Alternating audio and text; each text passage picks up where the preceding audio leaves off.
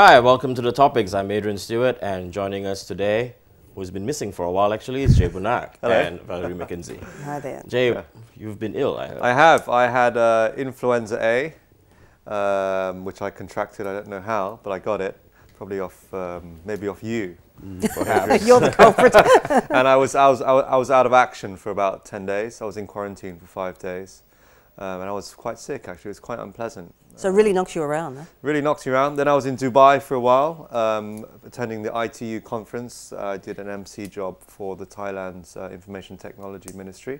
Yes. All right, let's dive into our normal That's our routine. public service announcement over. Yeah. It's over. So as we did the last few episodes, we actually follow up on interesting topics and you know that we covered in the previous episode, right? Examples. We'll start off with the futsal thing. The futsal thing, as we mentioned the last time, it's being held November 4th, right? November 1st. November 1st? To the 18th. And the stadium is not ready. And the governor of Bangkok has now actually said he will take full responsibility for it. And apparently he even spent the night there to make sure that, you know, people were working round the clock for it, you know? Okay. So this stadium is actually being built right like 40 kilometers away from the city center. Where is the stadium? I thought it was on Bang Na. Now it's in Nong Chok district, which is almost in Minburi actually. Okay, right? So it's not that far away, is it? Yeah, so there were reports that the construction normally of such a stadium of such a size would take 500 days, but this is being done in less time, 270 days. We won this event some time ago, not only a year ago. So the question is, why didn't we actually start earlier? I mean, I know there was flooding last year, which was something that everybody says, well, we couldn't go ahead with this plan because there was flooding. Yeah, trust me, because I've just built something, and last year we were wiped out for 3 months, and then in December, January, February, there was a quite a big shortage of building materials, the right building materials that you need, and also there is a labour shortage in construction, and also a lot of the big contractors are trying to catch up on themselves. And the labourers that are here are moving around from project to project, project site to project site. So even though, so according to the story, they said that it would take normally 500 days, so a year and a half, basically, to finish something like this, plus, because everything is always delayed anyway when you do construction.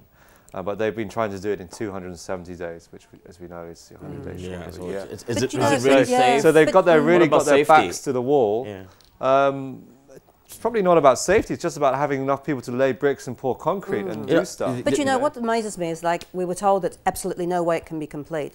And yet the governor comes out yet again and makes a statement that it's going to be complete. It should have been completed this coming Sunday, but it'll be Monday it's completed. Yeah, okay, so even if it's completed, it's not possible. but it's not going to be used for the opening ceremony. Right? Well, the games are going to be maybe. held in this You've seen the pictures of the stadium. Okay. Impossible. It doesn't look like it's going to be ready for another 3 months. But you know, having said that, I mean, the best thing is that we just get over it. Okay, it's a white elephant. Yep, exactly. What's the backup plan? And just concentrate on that. I mean, there's, you know, maybe it's going to be ready for closing ceremony, I would say. But you know, I agree with Jay. We need to move on, because what's happening is that the embassies, who are actually expecting their players to come in very soon. In 17 countries. Yeah, but you know, Australia already is actually doing their own publicity to promote to go and watch those games. So I think we've just got to get over the problem. Oh yeah, they definitely need to say, okay, what's the backup? What's the genuine backup plan? Exactly. Let's take a knock to the face and say, okay, we're not going to be ready. We're going to have the opening ceremony. Where is it? It's going to be where did they say? Huamark. Yeah. Okay, fine. So set up the stadium for Huamark. Set up a couple more stadiums. We've got options. Do it. Just get it done. And let's get out there and showcase what we can do, and support all those teams that come to town. Has the PR improved? You know, they haven't got Jay PR just yet. found out about it 2 weeks ago. No, I mean, I only really found out about it. I mean, I'm not really in the futsal community, so I don't know. But I only found out about it because there were stories about the stadium being behind schedule. And if the BMA were taking responsibility for getting the stadium right, obviously they want to do the best they can, and yeah, I don't know, it's a bit of a mess. Let's hope it won't be an embarrassment for Thailand. But you know, I work with the Asian Games. Once the games start, people just enjoy the futsal. Just follow the futsal. And you know, I don't know that. I think the other thing we've got to make clear is that I don't know that it has a huge following in Thailand.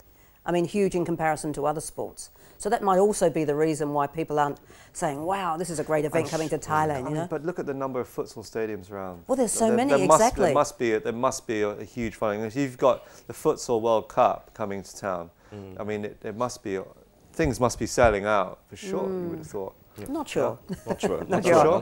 Not sure. I don't know where to get tickets.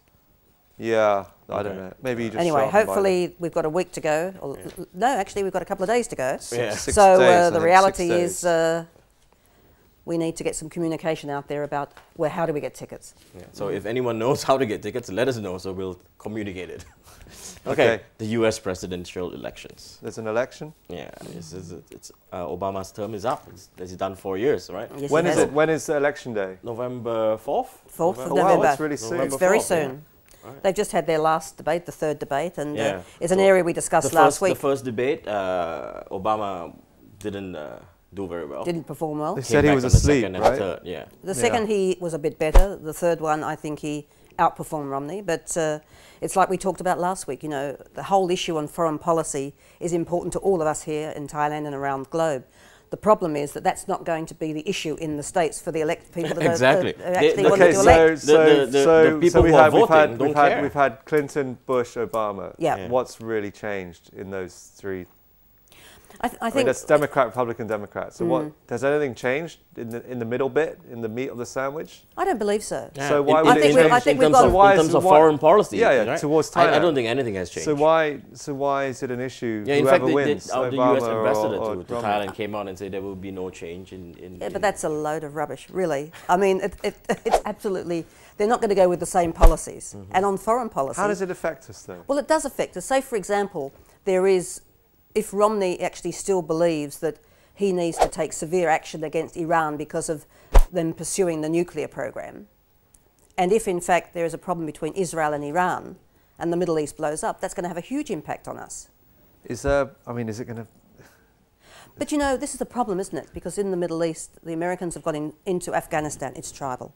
Yeah. Everywhere they've gone in, they've pulled out, but it hasn't resolved the problem. Yeah. So why would they do it again? Why would they do it again? Exactly, Jay. I mean, and it's all tribal.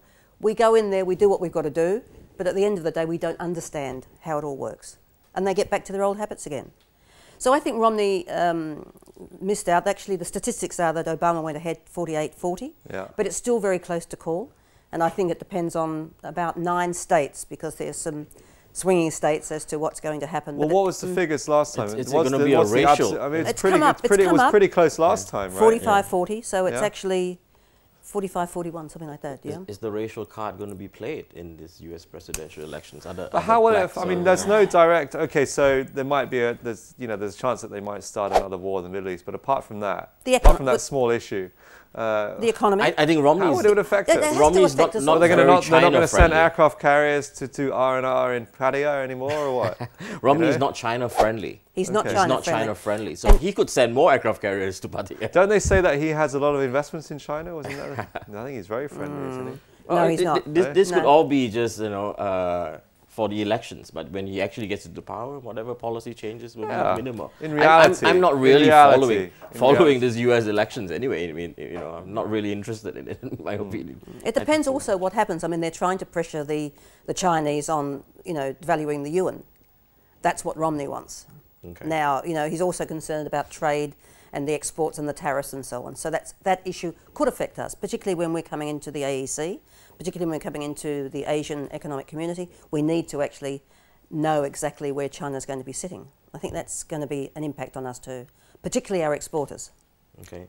Talking about the economy and export, so we talked about rice last week, 2 weeks actually, about the rice pledging scheme. So it's confirmed now, the exports from Thailand is now 30% less than it was last year. Rice exports. Yeah, rice exports. Okay. Rice exports. And we have dropped to the 3rd place in terms of the exporter for rice, behind China and behind India. No, were we the behind biggest? Vietnam. Oh, behind Vietnam. Were we number one? We were number one. Never ever been other than number one. Right. So now we are number 3. That's because we're stockpiling, right?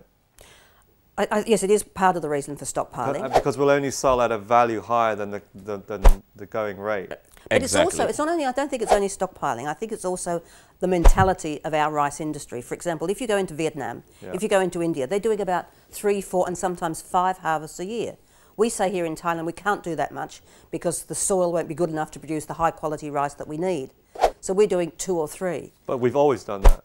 Yes, but what I'm saying is those that are going ahead of us are doing more, which gives them the potential to have more rice to sell. Okay. But you know, we dropped down, there's 5.9 million tonnes for Vietnam, 5.6 for India, and we dropped down to 5.2. Having said that, at the end of the year, the pundits are still saying we're going to be up around 7.5 million tonnes. So whether that actually moves us up to the next level and what happens with the rice in store. Was that because they're planning to dump the rice on the market?